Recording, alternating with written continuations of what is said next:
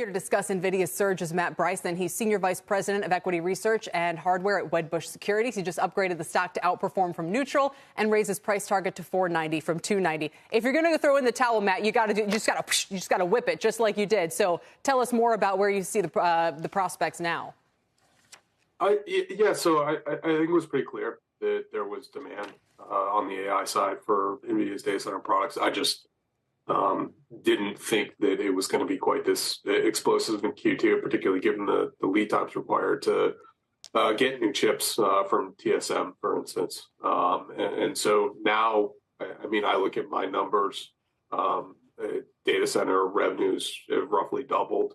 Earnings have nearly doubled. And so, yeah, my price target goes up even without having to revisit my multiple. And the valuation, normally I don't like when people say, well, but if you look 2 years out, it's value.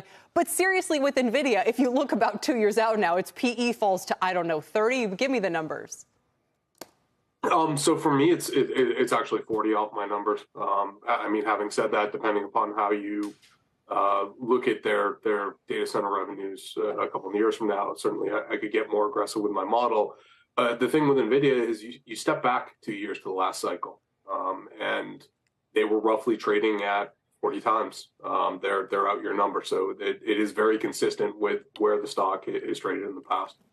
What do they do at Nvidia that is better than their competitors? In other words, is it a question of they're always in the right place at the right time, or they skate to where the puck is going? What is it? It's a little bit of that. You look at Nvidia, their genesis was a gaming company. It's pretty amazing that they've been able to transition that to an AI company. And then you look forward and they have a goal to also be the leader in things like autonomous driving. So certainly they're moving to the right place. But I think with AI, what they've done a great job of is not just building a chip, and they've done some gaming as well, but building a software ecosystem around that chip. And so you build that software ecosystem and all the intelligence surrounding your silicon, and it gets very, very hard to displace. You obviously think they can sustain it. You've put a price target that's at about $100 more than where the stock is today. They built a moat around their AI chips, and then added to that, they supply a lot of the infrastructure that you need to build around their GPUs.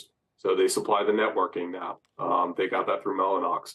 Now they're building their own CPU, so managing the traffic that moves in and out of that graphics processor. So effectively building these adjacencies that will also allow them to grow that data center revenue in addition to selling more GPUs.